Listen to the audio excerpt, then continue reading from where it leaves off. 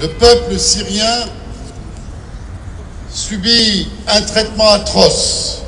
Le dictateur utilise des armes de guerre contre son propre peuple. Il torture des enfants. Homs s'est martyrisé et d'autres cités syriennes se voient aujourd'hui bombardées, attaquées par un dictateur sanglant. Nous ne pouvons pas supporter la souffrance du peuple syrien. Ce soir, Paris dit aux Syriens, nous sommes avec vous, nous sommes solidaires.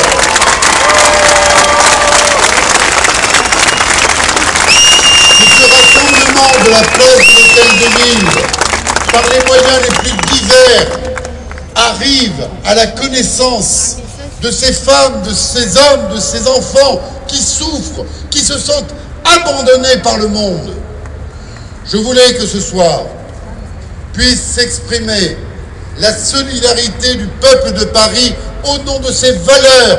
Que sommes-nous quand la liberté, la démocratie, le minimum de droits humains est au pied? Paris ne peut pas accepter. Paris est en colère. Paris veut combattre pour le peuple syrien.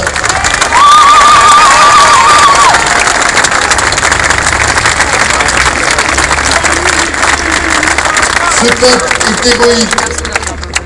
Bien des femmes et des hommes se battent à main nue contre la barbarie. Des opposants syriens qui sont l'honneur de la Syrie. Et je veux saluer ici ce soir le Conseil national syrien et le président de ce Conseil national syrien qui s'adressera à vous dans quelques instants.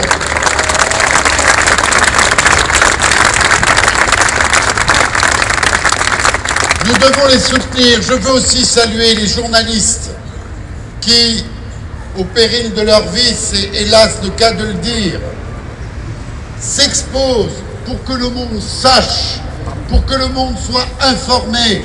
Ces journalistes sont aussi des héros. Certains ont perdu leur vie et d'autres pourront témoigner ce soir de retour de Syrie. Mais je veux aussi saluer les journalistes syriens, traqués eux aussi, empêchés de faire leur métier aux côtés de leur peuple. Ces journalistes syriens traqués, dont certains ont trouvé refuge à Paris. Je veux leur dire, bienvenue à Paris, vous êtes chez vous.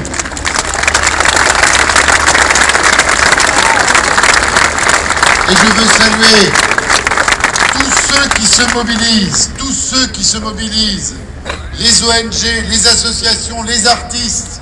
Nous ne sommes pas encore assez nombreux, nous ne sommes pas encore assez mobilisés. L'opinion publique mondiale, les démocrates n'ont pas assez poussé leurs cris pour le peuple syrien, pour le libérer. C'est un appel à la mobilisation des démocrates partout que je lance ce soir de Paris.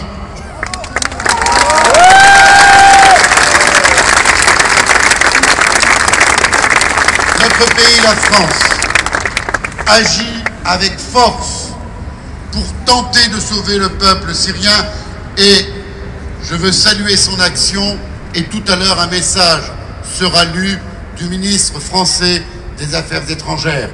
Mais la mobilisation dans le monde n'est pas assez forte et c'est un scandale que deux grandes puissances, la Russie et la Chine, bloquent ce droit indispensable à la vie, de compromission en lâcheté. Oui, il faut que la mobilisation, y compris des États démocratiques, obtienne enfin le passage de ces corridors humanitaires, puisse enfin obtenir, à force de sanctions économiques, diplomatiques, que puissent travailler les ONG au service des populations civiles. Oui, je soutiens ce que les pays arabes, le Maroc, la Tunisie, la Ligue arabe demandent pour sauver le peuple syrien.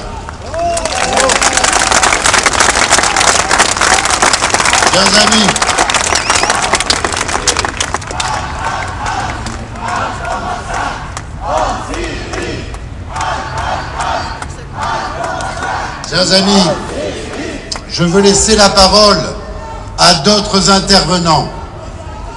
Le 14 janvier 2011, Un souffle de liberté magnifique est né en Tunisie et s'est propagé dans bien d'autres pays.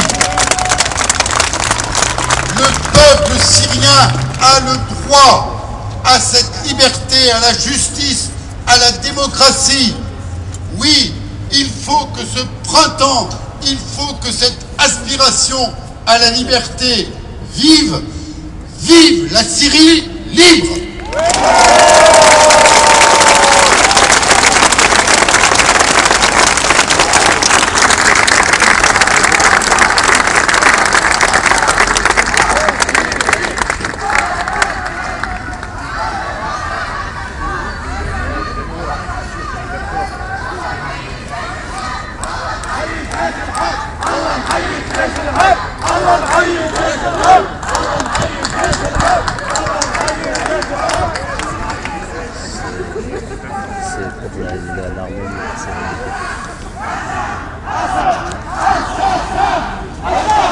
Assad!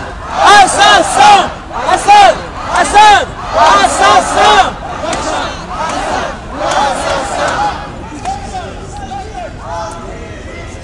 Mes amis, maintenant, M. Bernard Valero, porte-parole du Quai d'Orsay, va lire un message de M. Alain Juppé, ministre d'État, ministre des Affaires étrangères et intérieures.